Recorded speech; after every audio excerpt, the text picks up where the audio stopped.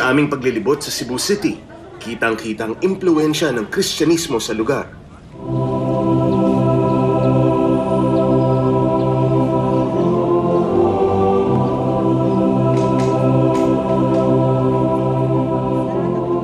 Naging mayaman sa kasaysayan at kultura ang Cebu mula nang ibinao ni Magellan ang krus na ito.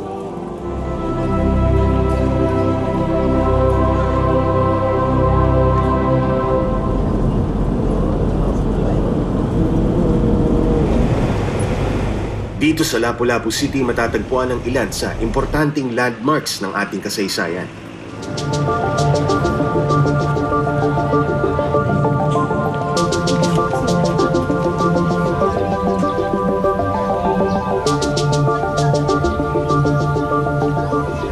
Taong 1866 itinayo ang Magellan Shrine. Sa lugar na ito pinaniniwalaang namatay ang itinuturing na The Great Explorer na si Magellan matapos makipagdigma sa mga tauhan ni Lapu-Lapu.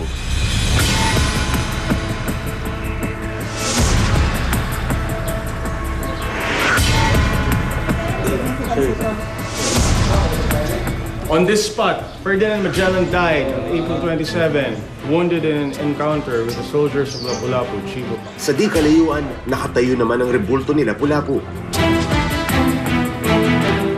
Dito pinaniniwala ang naganap, ang Battle of Mactan. Si Professor Emilio Pascual ay dalubhasa sa Visayan history. Isa si Lapu-Lapu sa kanyang pinag-aralan. Sir, can you describe him more as a person based from yung kung ano yung little obviously, doon pino-projection na parang matipuno, di ba? Well, that is all. That is part of the packaging, baga, the imaging. Naro-romanticize Yeah, niya, no? part of the romantic Lapu-Lapu. Because defender nga siya. Yeah, defender. So, warrior. Warrior. Matapang. So, he has to be depicted as, able-bodied. Or not just even able-bodied, well-chiseled. Ilang abs ba niya? Walang takot. Oo, walang takot. Kahit, always... kahit yung kanyang sword lang ang dala niya, no? So, ang stance niya is always... Palaban. Palaban. Okay. So, ready for attack or ready for defense. Hindi natatakot. Ito ba yung itsura niya? Maraming rendition si... Yeah, this is probably the oldest. Okay. And used in official picture guides for students. How accurate that is, we wouldn't really know. Because if we base it on the text of Pigafetta, Yes. Pigafetta never really got to meet him. Kasi si Pigafetta never went down the ship. So when the battle took place, nandun lang siya sa ship. So he witnessed the battle from afar. Kaya nandito palagi. Taon-taon. So maraming tao dito. Pagka tuwing April ho ba yan? April?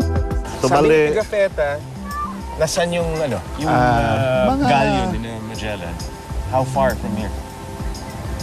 Hindi ko maalala, pero it should be something like From this direction? 200 to 300 meters away from the Okay. shore. At nagbabaan yung mga tao.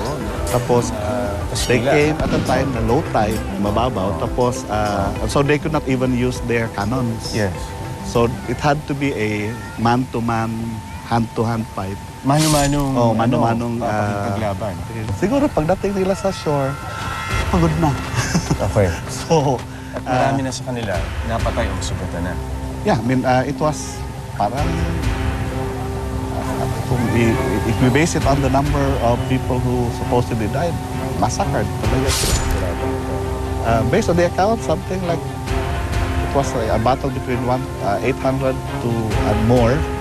And then Versus? Lapu-Lapu, I think, only had like 58, 50. I'm not very sure about the numbers. Pero Okay. konti lang talaga. Outnumbered talaga. Outnumbered talaga. Plus yung kampilan, palagi nga dinidepict na yun yung ginagamit na weapon ni Lapu-Lapu. Is it accurate then? Yeah. Everybody had a native sword. Yes. Kasi yung pagpapanday ng sword, mahal din yun. Okay, okay. So usually only the the leaders and the Iba mga sibat na siguro? siguro or baka ano lang yung spears lang na Okay. makeshift. Mga fighters. Matapos mapatay si Magellan, wala nang naitalang pangyayari sa buhay ni Lapu-Lapu. Ngunit may mga kwento na ng ibang bayan daw ito at ang kanyang pamilya. Ngayon ho ba marami nagkiklaim na kamag-anak ito si Lapu-Lapu? Marami dito sa Mactan, on the island, and then as well as in other parts of the Visayas. Kasi nga may claim na si Lapu-Lapu is really from Camotes. Yes. Then there is also Biliran in Leyte, yes. or is separate now from Leyte. Yes, It's a separate province. Yes.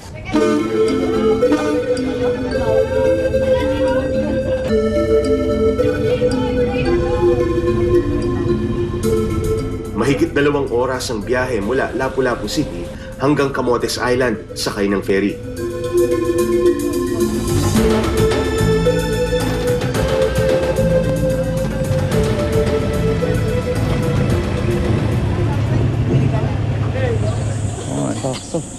Ayon sa mga matatandang residente ng isla, doon daw naganap ang totoong Battle of Mactan.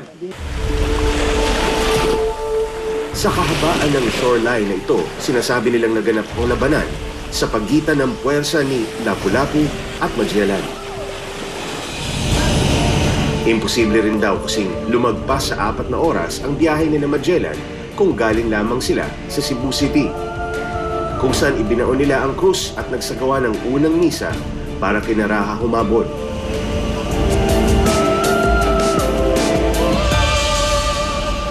Yun ang paniniwala namin. And then, they also claim kay Pigafetta na during the battle, yung Battle of Mactan, there were 1,500 families na dito. Doon sa Mactan na place na yun, 1,500 families, na we think na impossible yun sa Opon, which is the old name of Mactan. Kasi yung Mactan, Cebu, ngayon lang yan tinawag na Mactan.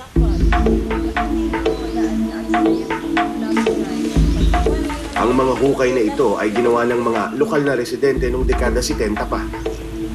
Ang mga laman nito ang nagpatibay ng kanilang paniniwala.